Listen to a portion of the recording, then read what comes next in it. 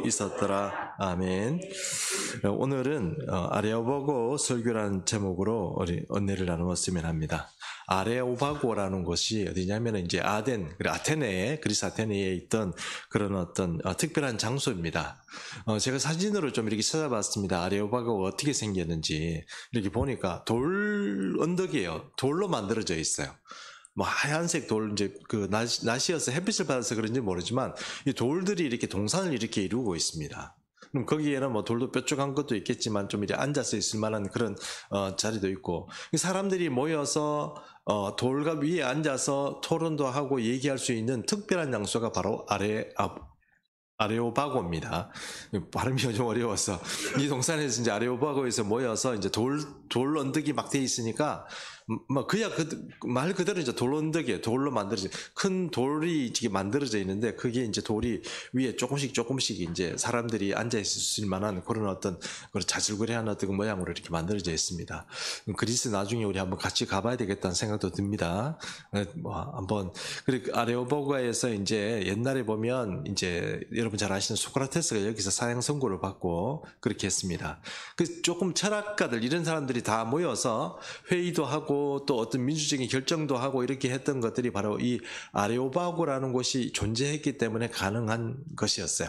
그 민주주의의 어쩌면 성지와 같은 곳이 이 아레오바고죠. 여러분 아시는 것처럼 그 성지와 같은 그런 민주주의의 성지에 있는 아레오바고인데 거기에 그 헬레니즘이라고 그러죠. 이 지금 서양 철학사를 우리가 배우면 옛날에 소크라테스, 플라톤 뭐 이런 사람들 배우지 않습니까? 그것처럼 이 초기에 어떤 그런 어떤 필로소피들, 그러니까 필로소퍼, 그러니까 그런 철학가들이 있었던 그런 어떤 장소, 그들이 철학했던 곳, 그들이 토론했던 곳 장소가 바로 이 아레오바고라는 곳입니다. 그런데 여러분 아시다시피 이 시대는 로마 시대지 않습니까? 로마 시대임에도 불구하고 이 정신적이거나 문화적인 어떤 사상의 어떤 중심지는 어디냐? 이 아덴인 거죠. 아테네인 겁니다. 근데 여러분 이 아테네에 가보니까 사도 바울이 지금 이 방문했을 때 이 형태가 어떤 상태입니까? 사람들이 철학이 발전하고 뭐 그 다음에 연구하고 서로 토론도 하고 민주주의가 막 꽃을 피우고 이렇게 하지만 그 근본적인 사상의 밑에는 뭐가 있다고요? 종교가 있습니다. 종교가 있습니다.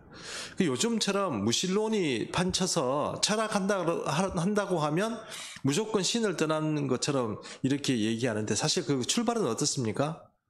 예, 신을 갈구하는 거고 누가 진짜 신인가 누가 진리인가를 찾는 것이 어쩌면 이 철학의 기본적인 어떤 출발이라고 그렇게 봐도 사실 상관이 없습니다. 여기에 바로 이 사도 바울이 오늘 이제 가서 있는 것입니다. 아직 디모데나 또 신라가 따라 붙이지 못했기 때문에 이 아덴에 지금 바울 혼자 있습니다. 근데 바울이 그 마음 가운데 격동함이 있습니다. 저 사람들 이게 내가 가만두면 안 되겠구나. 빨리 내가 예수를 전해야 되겠구나. 이런 마음들이 막 이 몸에서 막 이렇게 막 발동을 하니까 못 견디고 그냥 만나는 사람마다 예수 그리스도를 복음을 전하는 거예요. 그러니까 이상한 복음을 이상한 소리를 하는 사람을 이게 사람들이 만나게 되니까 너 한번 이제 잡아가지고 갔는지 아니면은 좀 뭔가 이렇게 기회를 준 건지 모르지만 바로 이 아레오바고 그 연단에 세운 겁니다. 사도 바울을 세우니까 이제 여기서 이제 사도 바울이 이제 설교를 하는데 오늘 그것이 22절에 34절까지 말씀이 나와 있습니다. 결국 사도 바울이 하고 싶은 이야기는 이것입니다. 누가 진짜 신이냐? 무엇이 진리냐? 그거를 지금 그 세상의 그 당시의 중심이고 어쩌면 이 세상을 움직여가는 가장 이 철학적인 어떤 그 출발지에 있는 그런 성지 같은 곳에서 이 사도 바울은 바로 이 지금 이 예수 그리스도의 복음을 거기서 전하는 거예요. 결과는 어떻습니까? 결과는 좋지는 않습니다. 좋지는 않습니다.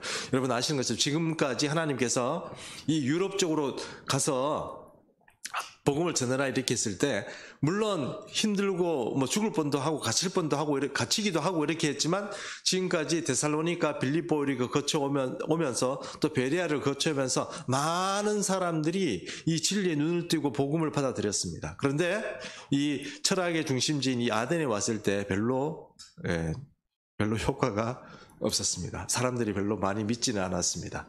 어쨌거나 가만히 생각해 보면 여러분 돈 많고 여유 있으면 신앙이 들어가요 안 들어가요? 우리는 감사해야죠. 왜요? 돈 없는 걸 감사해야 됩니다. 가난한 걸 감사해야 돼요. 우리 삶에 살아가는 삶에 이 뭡니까 아픔이 많고 뭐 그래야 감사한 겁니다. 여러분 생각해 보십시오. 우리 뭐 비트코인 이런 게 난 너무 많아가지고 한 100만 원치 사는데 그게 나중에 뭐 100억이 되어버렸다면 여기 앉아있을 사람 누가 있습니까? 이 개척교회 누가 오겠어요? 큰 교회도 잘 안 갑니다. 금요 심야 안 가요. 주일에 한 번 가주면 내가 그래도 교회 다니니까 내가 한 번 가주겠다 이런 게 있을지 모르지만 안 가요. 근데 하나님께서는 우리 삶에 얼마나 우리의 신앙을 만드시려고 얼마나 참 우리 하나님께서 수고하시는지 우리의 삶 가운데서 여러 가지 장애가 있고 어려움이 있으니까 또 그것 때문에 또 하나님을 찾게 되고 그렇게 되는 거 아닙니까? 이 아테네 사람들은요 배부릅니다. 자기들 일을 지난주에도 말씀드린 것처럼 다 하인들이 다 해주잖아요. 밑에 사람들이 다 해주는 거예요. 자기들은 할 수 있는 게 뭐예요? 그냥 먹고 마시고 토론하고 그 다음에 새로 누가 어떤 이상한 소리 하면 저게 뭐지? 이러고 그렇게 하는 거. 그게요. 그 사람들의 전부였어요. 그런 사람에게 이상한 말을 하는 이 사도 바울이 오니까 이제 그 사람의 이야기를, 이 사도 바울의 이야기를 들으려고 지금 아레오바고에 지금 세워서 이 지금 이야기를 듣는 것입니다. 22절 말씀부터 제가 잠깐 한번 보겠습니다. 여기 보니까 이 아레오바고에 서 있는데 이 사도 바울이 처음 이 사람들을 향해서 무엇을 얘기합니까? 끝에 보십시오. 범사에 뭐가 많아요? 종교심이 많아요. 이 사람들이. 처음에 제가 말씀드린 것처럼 철학을 하고 이게 종교를 떠나서 있을 수가 없어요. 심화될 수가 없어요. 종교를 떠나면 심화될 수가 없어요. 그리고 불교 철학이 있지 않습니까? 불교 철학. 불교 철학 여러분 지금 그 서양 사람들이 철학을 하다 안 되니까 어디로 가요? 불교로 막 찾아가잖아요. 제가 좋아하는 갑자기 생각났다면 유리알 류이 만들고 만들었던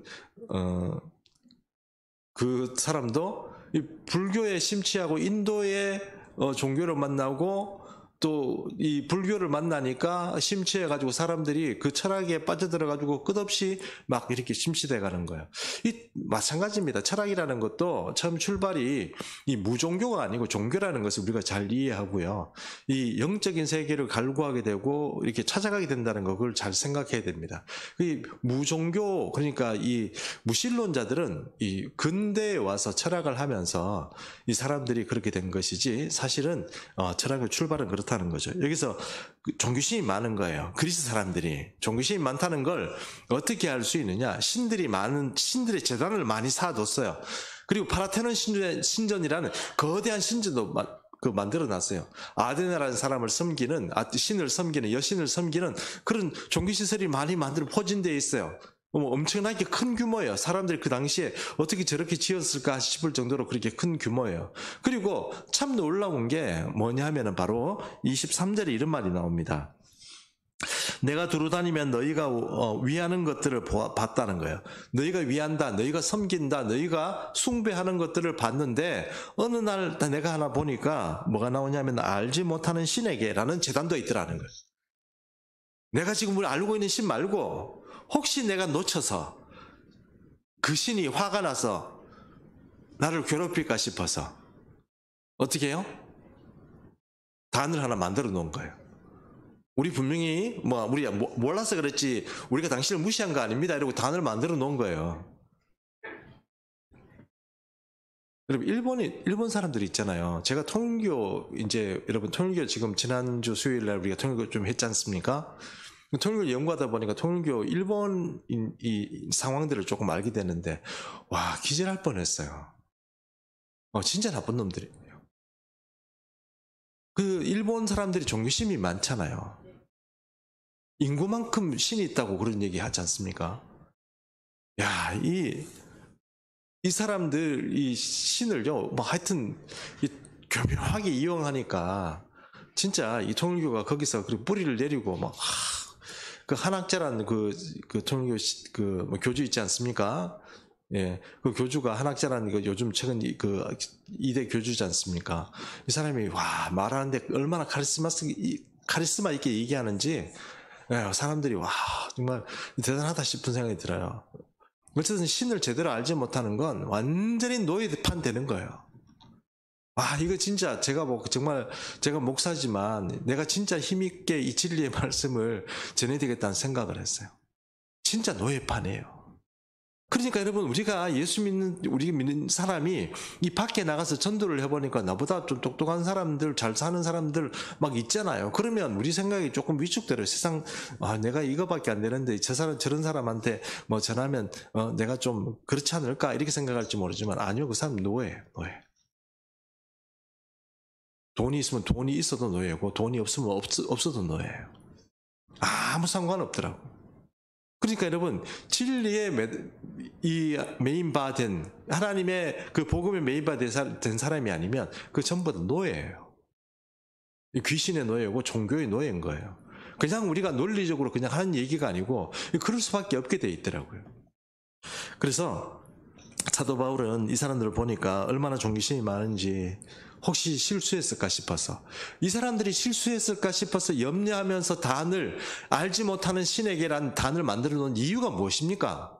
그 신이 나를 해롭게 할까봐, 나를 해코지 할까봐 그러는 거예요.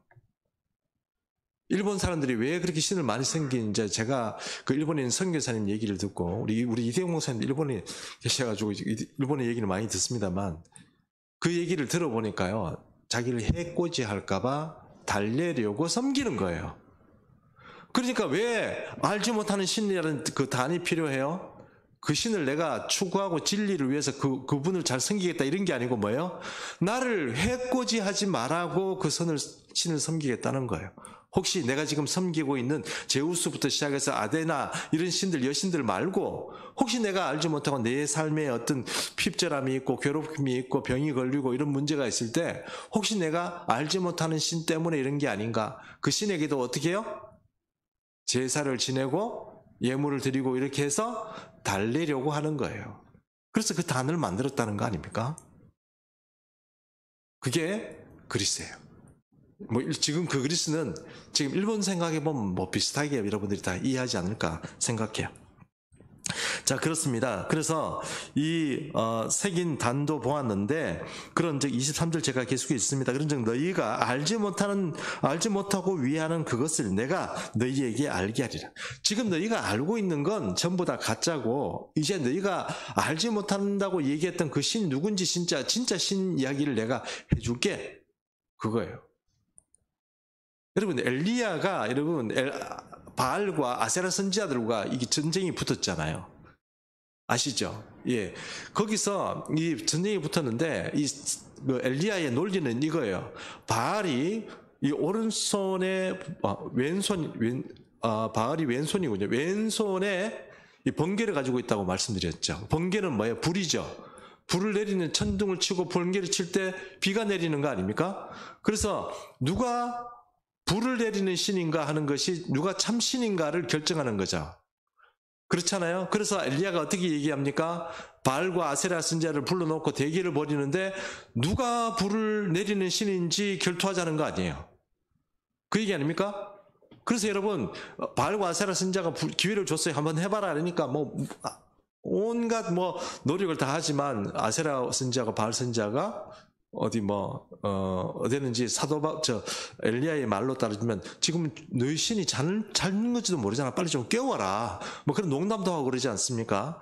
이 사람들이 미친 듯이 이렇게 자기 채찍으로 자기 몸을 괴롭히면서 칼로 몸을 베가면서 그렇게 피도 흘려가면서 하지만 아무 일 안 일어나죠. 엘리야는 어떻게 합니까? 그리시네가에 가서 물을 가져와서 부탁 붓는 거예요. 여러분, 기름이 없어요. 물입니다. 물을 가져와서 그 장작덤 위에다 물을 지금 붓는 거 아닙니까? 물 막 부으니까 그 물이 흘러가지고 그 제단 옆에 고랑이 이룰 정도로 거기 물이 이렇게 차 있을 정도로 그렇게 물을 부었다는 거 아닙니까? 엘리야가. 그리고 하나님 불을 달라고 그러니까 어떻게 해요? 불이 내려왔는데 세상에 그 있는 제단을 다 태울 정도만 아니고 그 주변에 있는 고랑에 이렇게 고여있던 물까지 싹 태워버렸다는 거 아닙니까? 그거 똑같이. 그래서 여러분, 이 하나님이 살아계시다는 것을 그러니까 누가 진짜 신인가를 그렇게 증명했다는 거 아닙니까? 그럼 오늘 사도 바울은요, 말로 해야 되는 거예요. 사도 바울은 말로 해야 되는 거예요. 그래서 오늘 이야기를 잘 들어보면 진짜 신은 조건이 있어요. 그 첫 번째가 뭐냐면 24절 한번 보겠습니다. 우주와 그 가운데 있는 만물을 지으신 하나님께서는 천지의 주제시니 손으로 지은 전에 계시지 아니한다 이렇게 되어 있는데 24절에 보면 이 진짜 신은 누구여야 돼요? 우주를 지으신 분이어야 돼요. 창조주여야 돼요. 요즘 우리 창세기 보고 있는데 새벽기도 여러분 안 하시는 분 계시죠? 저 온라인으로도 꼭 보세요. 중요한 하나님, 살아계신 하나님의 이야기를 꼭 한번 여러분 꼭 보시기 바랍니다. 언제 또 보시겠어요? 꼭 보셔야 됩니다. 여러분 보세요. 이 천지를 지으신 분이 진짜예요. 제가 옛날에 이단에 빠졌다고 말씀 한번 드린 적이 있지 않습니까? 이단에 빠져가지고 헤어나지를 못하니까 뭐 너무너무 힘들고 그러니까 나중에 이제 청년이 돼가지고 어떤 개척교회에서 내 친구가 청년의 회장이었어요. 나보고 야 교회 가자 그러는 거예요. 교회 가기 싫은 거예요. 왜요? 정신, 내 영혼 자체를 도둑질 당해보면 여러분 그게 교회 다시 가는 게 쉽지 않습니다. 영혼이 도둑질 당했잖아요. 내가 하나님이 누가 하나님인지를 어떻게 알고 잘 믿어요.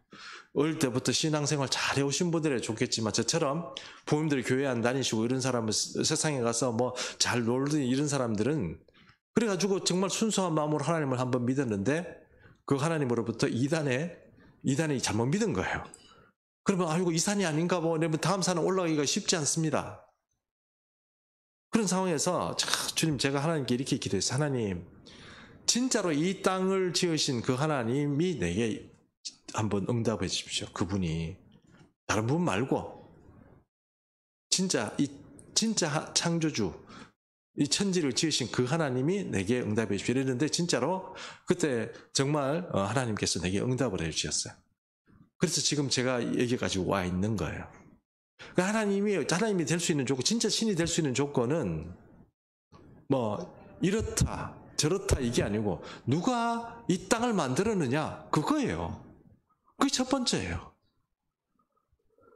아무도 이 세상에 대해서 뭐 내가 만들었다 이렇게 저런 얘기를 하지만 우리 창세기를 보십시오. 창세기 보면은 이 기록들이 다 있잖아요. 족보도 있고 다 있잖아요. 그렇게 얘기할 수 있는 신이 여호와 하나님 외에는 아무도 없습니다. 그러므로 사도 바울의 얘기는 뭡니까? 진짜 신은 뭐예요? 창조주다. 그 얘기를 지금 하는 거예요. 창조주다. 그 다음에 하나님께서는 천지의 주제시기 때문에 손으로 지은 전에 계시지 않은. 손으로 지은 전이라는 것은 우리가 뭐 성막도 만들고 성전도 만들지만 그 성전에 하나님께서 계시겠다고 하지만 원래 하나님이 원래 거기 계시는 분이에요? 아니요. 근데 여러분 왜 이런 얘기를 하죠? 지금 이 그리스 아덴에 사는 사람들은 대단한 규모의 성전을 짓고 그렇게 만들어 놓고 거기에서 자기가 믿는 신들이 힘이 세다 아니면 그 신들을 내가 잘 섬기면 어떻게 된다 그런 생각만 가지고 그런 세계관만 가지고 가는 사람이에요. 그런데 사도 바울의 얘기는 뭡니까? 야 그런 성전에 사람이 지은 손으로 지은 성전에 하나님께서 계시다면 그게 하나님이냐? 그 얘기잖아요. 그렇지 않습니까? 하나님은 거기에 계실 수 없는 거죠. 거기에 하나님은 계실 수 없다 하는 것입니다. 진짜 신이란 건 그런 신전에 갇혀있는 그런 신이 아니다. 그 얘기를 지금 하는 겁니다. 25절 보겠습니다. 또 무엇이든지 부족한 것처럼 사람의 손으로 섬김을 받으시는 것이 아니니 이는 만민에게 생명과 호흡과 만물을 친히 주시는 이심이라. 여러분 신들이 여러분 그 고대 신화를 여러분 그리스 신화, 로마 신화를 혹시 어릴 때 좀 보셨는지 모르겠는데 그거 한번 보십시오. 얼마나 질투가 심하고 뭐 얼마나 욕구가 심하고 욕심도 많고 뭐 서로 째려보다가 뭐 서로 뭐 싸우기도 하고 부인을 몇 명 얻기도 하고 바람도 피고 얘들이 그리스 아테네에 살던 사람들이 믿던 신이에요. 그들이 믿던 신이라 그런 우리가 지금 예수 믿는 사람 입장에서 보면 참 이 터무니없는 신이구나 생각하는 그런 신들을 믿던 사람이 아테네. 그것이 신관이에요. 이런 것이 신이구나 하고 믿던 사람들이에요. 그런 사람에게 사도 바울은 뭐라고 얘기합니까? 야, 그런 사람들 그렇게 섬기고 뭐 그렇게 너희가 뭐 가져와서 좀 삐지고 이런 걸 달래고 이런 신이 아니라고 말하는 거예요. 하나님이 너희가 뭐 갖다 주는 거 이런 것 때문에 배불릴 분이 아니고 그분은 모든 만물을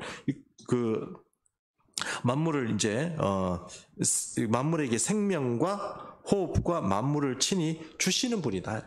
호흡을 주는 것도 그렇고 모든 것을 하나님께서 공급하시는 분이지 너희가 가서 뭐 이렇게 달래고 뭐 아이고 좀 잘못했으니 용서해 주세요 이렇게 하는 그런 달래기만 하는 그런 어떤 그 신의 어떤 그 수준이 아니다 하는 것입니다. 지금 사도 바울은 진짜 누가 신이냐 하는 것을 지금 얘기하고 있는 겁니다. 근데 여러분 생각해 보십시오. 신이 많은 게 좋습니까? 한 개 좋습니까? 우리는 한 명이 당연하죠. 그렇지 않아요? 대기업 가면 여러분 대기업 가면 일이 다 분산돼 있잖아요. 안 그렇습니까? 중소기업 가면 어떻게 내가 다 해야 되죠. 개척교회 하면 개척교회 목사가 다 해야 되죠 원래. 근데 여러분들이 다 이렇게 나눠서 하지만 큰 교회 가면 어때요? 다 분산돼 있잖아요. 신이 12 정도, 그러니까 이 주신이 12명이고, 그 위에도 뭐 헤라클레스도 있고, 뭐, 그 다음에 뭐 많이 있는데, 뭐, 그런 그런 신들이 많아가지고 뭔가 조직 체리 이루고 뭔가 크게 하는 게 좋아요? 아니면 딱 한 명밖에 없다는 게 좋아요? 그리스 사람들이 볼 때는 많은 게 좋아요. 많은 게 좋아요. 근데 우리는 어때요? 전능하신 하나님만 있으면 된다고 생각하는, 그 전부 다 신이 아니라고 생각하잖아요. 근데 어쨌든 이 사도 바울은 그런 얘기를 지금 하고 있는 것입니다. 그리고 또 27절 보겠습니다. 이는 사람으로 혹 하나님을 더듬어 찾아 발견하게, 제가 잘못했네요. 26절 말씀 보겠습니다. 인류의 모든 족속을 한 혈통으로 만들어야 돼요. 하나님이 사람을 만들었다면, 하나님이 적어도 사람을 만든다면 이 인간은 뭐예요? 전부 다 한 혈통인 거예요. 그러니까 사도 바울은 아담으로 통해서 모든 사람이 나왔고, 그리고 지금 우리가 존재하는 이 땅에 존재하는 모든 인류는 어떤 계통을 밟아오고 어떤 단계를 밟아서 지금까지 왔다는 게 성경에 명확하게 족보와 함께 기록이 되어 있는 거잖아요. 사도 바울은 그 얘기하는 거예요. 너 족보가 어디냐? 사람 누가 만들었냐? 이런 얘기 물어보면 대답할 사람이 아무도 없는 거예요. 신은 그렇게 많아도. 제우스가 대빵이야 이렇게 얘기할 수는 있지만 제우스가 뭐 어떻게 했어? 이렇게 물어보면 아무도 아는 게 없는 거예요. 이 사람은 이렇게 얘기하고 저 사람은 저렇게 얘기하고 우리는 명확하게 기록으로 남겨져 있는 거예요. 자, 그런 사람에게서 그들의 연대를 정하시며 거주의 경계를 한정하셨으니 이렇게 되어 있습니다. 이 얘기를 조금 잘 이해했으면 좋겠는데 거주의 경계를 한정하셨다는 뜻이 무엇일까요? 하나님께서 어떤 족속을 딱 주면 그 족속은 거기서 사는 게 좋아요. 서로 침범하면 좋아요, 안 좋아요? 하나님이 싫어하세요. 대한민국 사람들, 우리 땅이 원래 요만하지는 않죠. 좀 더 크죠? 그죠? 예, 저 연해주하고 다 그 우리나라 사람들 많이 살잖아요. 만주하고, 그죠? 예, 원래 하면 어떻게 돼요? 우리나라도 제법 큰 나라죠? 예, 인구도 한 1억 이상 되는 나라여야 됩니다. 근데 지금 이렇게 돼 있으니까, 그거 왜 그래요? 뺏겨서 그렇잖아요. 뺏겨서 그렇습니다. 하나님 원래 그 경계를 지어준 거기서 살도록 해주지 그걸 서로 빼앗고 이렇게 하는 거 싫어하거든요. 인류의 역사라는 건 하나님 역사하고 틀려요. 하나님은 경계를 지어주고 요강께서 살아 이렇게 하지만 인류는 어떻게 해요? 뺏어야 되는 거예요. 그래서 전쟁을 하고 사람을 죽이고 이렇게 하는 거예요. 노아가 홍수가 끝나고 나서 하나님께서 사람에게 율법을 줬다고 그랬습니다. 그 율법을 주는데 그 율법에 이스라엘 백성에게 줄 때 10계명을 주시지만 모든 전 인류에게 주는 율법이 있어요. 그건 뭐냐? 첫 번째, 살인하지 마라. 그거예요.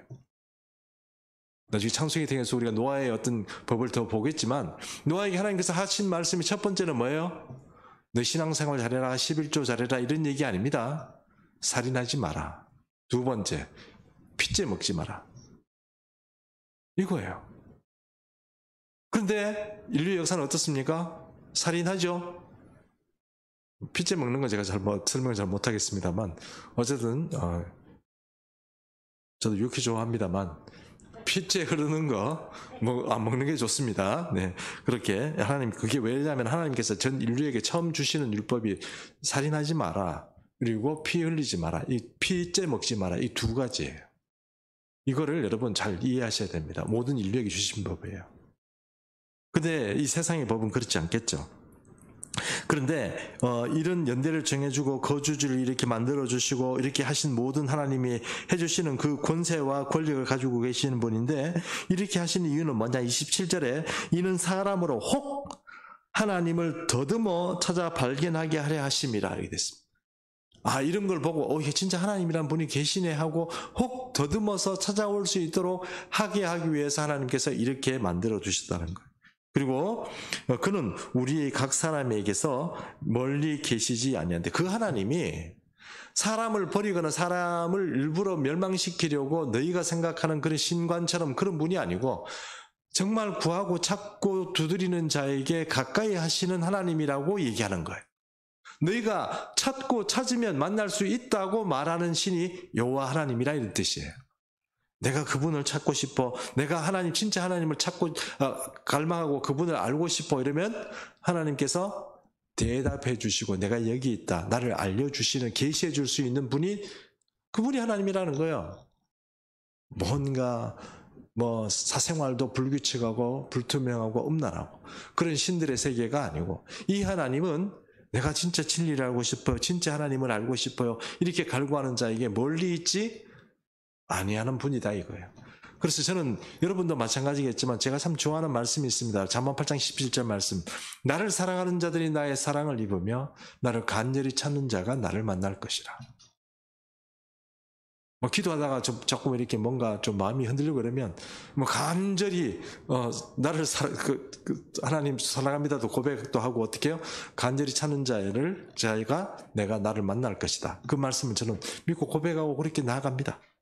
여러분, 하나님은 이 사도 바울의 말처럼 그렇게 찾고 더듬어서 하나님을 갈구하는 자에게는요, 멀리 있는 하나님이 아니고 가까이 있으면서 나타나서 하나님을 계시해주고 알려주시는 분이 하나님인데, 진짜 그분이 진짜 하나님이다, 이 얘기를 지금 사도 바울이 얘기하는 겁니다. 그리고 28절 29절 통해서는요, 우리가 그를 힘입어 살며 기동하며 존재하느니라. 그 사람 때문에 움직이기도 하고 존재도 하는데, 그분 때문에 너희 시인 중 어떤 사람이 말과 같이 우리가 그의 뭐가 되었다고요? 자식이 됐다는 거예요. 우리가 제대로 그분을 찾고 제대로 알게 되면 그분의 뭐가 돼요? 자녀가 되는 거예요. 하나님의 자녀가 되는 거다는 거예요. 하나님의 자녀가 된다는 거예요. 그리고 29절 말씀해 보니까 이와 같이 하나님의 소생이 되었은즉 하나님을 금이나 은이나 돌이나 사람의 기술과 고안으로 새긴 것들과는 같이 여길 것이 아니죠. 그러니까 제우스상도 만들어 놓고 아데나상도 만들어 놓고 성전도 지어 놓고 이런 것들이 다 쓸데없는 짓이란 말이에요. 쓸데없는 짓이고, 하나님은 그렇게 너희처럼 네가 생각하는 것처럼 만들어서 금으로도 입히고 은 입히고 돌로 따듬어가 하고 이런 것들이 다 소용없고 그분은 신이 아니다는 말하는, 그런 거 너희가 믿는 신은 지금 신이 아니다는 거예요. 여러분, 이 사람들 기분 좋을까요, 안 좋을까요? 기분 안 좋습니다. 이거 지금 우리 결과 아까 말씀드렸잖아요. 다른 데서는 사람들이 진짜 그런가 싶어서 어떻게 해요? 사도 바울의 말을 듣고 막 따라오고 막 그렇게 많은 사람들이 막 이렇게 때를 지어서 사도 바울을 찾았는데, 이 사람들 어떻게 해? 몇 사람 안 따라와요. 기분이 별로 안 좋은 거예요. 왜냐하면 자기들이 믿고 어디서 온지 모르지만 아주 촌 사람 하나가 와서 하는 소리를, 우리는 이렇게 잘 살고 있고 이렇게 복 받아가지고 풍성하고 우리는 이렇게 잘 살고 있고 우리는 정말 이렇게 지적으로 뛰어나고 우리 정말 지금 엘리티컬하고 전부 다 이 필로소피한 사람들이 이렇게 넘치는데 뭔 쓸데없는 소리야. 이거 다 우리가 믿는 신과 함께 우리가 이런 어떤 혜택을 받아 살아가는데 어디서 쓸데없는 소리야 하는 거기 때문에 바로 이런 태도가 나오는 거죠. 믿어지지 않는 거, 마음이 열리지 않는 거예요. 여러분, 전도할 때요, 부자에게 전도하기 쉽습니까? 가난한 사람 전도하기 쉽습니까? 여러분, 전도를 잘 안 해보셨군요. 부자들은요, 전도를 해놔도 교회는 올 수는 있습니다. 구원받기가 엄청 힘들어요. 아쉬운 게 없어요. 주님께 주님 이것 좀 하나 주세요 이런 거 필요가 없어요. 지갑을 열면 돼요.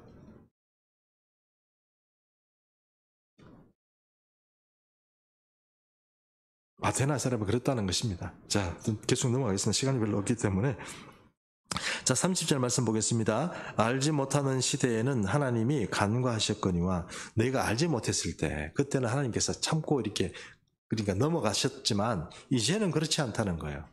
벌써 내가 이 말을 하나님이 누구라고 선포한 때부터 그때부터는 벌써 심판이 너희에게 주어지는데 그 심판에서 하나님을 믿고 살아가는 사람은 구원을 얻을 것이고 그렇지 못한 것은 내가 지금 너희에게 하는 이 얘기를 듣고도 아무 감동이 없고 변화되지 않은 사람은 너희는 심판받을 거다. 그 얘기 지금 사도 바울이 30절 말씀을 통해서 하는 겁니다.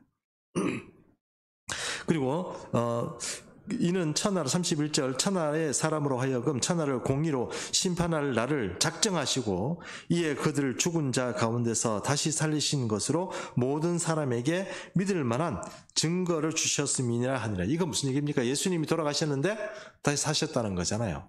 그 얘기하니까 여러분 그 얘기를 했더니 사람이 죽었다가 살아났다고 얘기했더니 뭐라고? 32절 보십시오. 그들이 죽은 자의 부활을 듣고 어떤 사람은 뭐라고요? 조롱도 하고, 조롱했습니다. 웃기는 소리 하고 있네. 저 이상한 소리를 하는 거야. 사람이 죽었다가 다시 부활한다고 그런 소리 하는 거야. 그럼 조롱을 하는 거예요. 조롱하는 거죠. 여러분, 이뿐만 아니라 이 아테네 사람뿐만 아니고 지금도 옥폰 지역에도 우리가 죽었다가 살아날 거다, 부활할 거다, 주님이 다시 올 거다 믿는 사람 누가 있겠어요? 이런 사람들한테 사도 바울과 똑같은 이야기를 한다고 하면 여러분 그 사람들이 그런가 몇 명이나 그러겠어요? 조롱하겠죠. 왜요? 대한민국에 옥포에 사는 사람들은 옛날 아테네 사는 사람보다 더 부자입니다.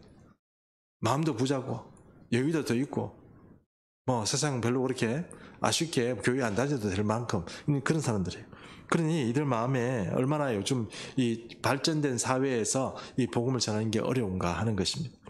자, 32절 말씀 그렇게 돼 있고 그리고 33절에 보니까 이에 바울이 그들 가운데서 떠났습니다. 화가 났어. 사도 바울이 더 얘기할 가치가 힘 빠지는 거죠. 사람들 표정 보니까 어때요?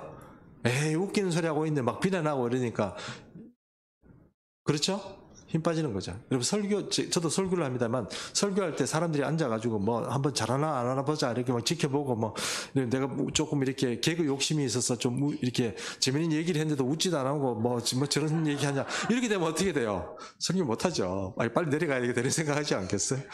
이 반응이 안 좋은 거예요.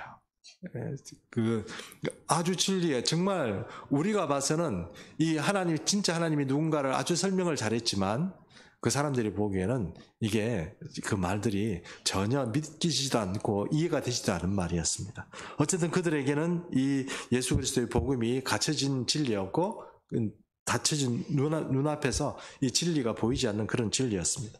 자, 이런 사람들이 이렇게 돼서 34절 말씀해 보니까 몇 사람이 그를 가까이 하여 믿었는데 그 중에는 아레오바고 관리인 디오누시오와 다마리라 하는 여자와 또 다른 사람들도 있었더라. 몇몇 안 됩니다. 몇 사람만 여러분 이 아덴이라는 곳에서 예수를 믿게 됐습니다. 오늘 여러분 이제 정리를 하겠습니다. 오늘 우리가 이 옥포 지역에 와서 전도를 하게 됐고 교회를 하게 되었는데 저는 하나님에서 저희에게 가끔씩 이런 말씀에 감동을 받습니다. 이곳에 내 백성이 많다. 고린도 교회를 향해서 하신 말씀이거든요. 그러니까 넌 고린도 교회를 가서 전도를 할 때 너 기죽지 말고 끝까지 해라. 왜요? 이곳에 내 백성이 많기 때문에 그래요. 그런 사도 바울이 그런 꿈을 이제 꾸고 고린도 교회를 이제 가게 되는데 근데 그런 생각이 드는 거예요. 그럼에도 불구하고 하나님이 여러분 우리가 전도해보고 이렇게 하지만 이 사람들이 이 시대에는 그렇게 사람 전도하기가 쉽지 않습니다. 왜냐하면 많이 벌써 풍부한 거예요. 그러니까 이 사람들이 이제 그런 마음들이 잘 안 열린다는 것입니다. 그럼에도 불구하고 여러분 우리가 그러면 어떤 사람을 전도해야 되느냐 이렇게 얘기를 하면 낙심한 사람, 탕자들, 다시 돌아와야 될 탕자들이 있잖아요.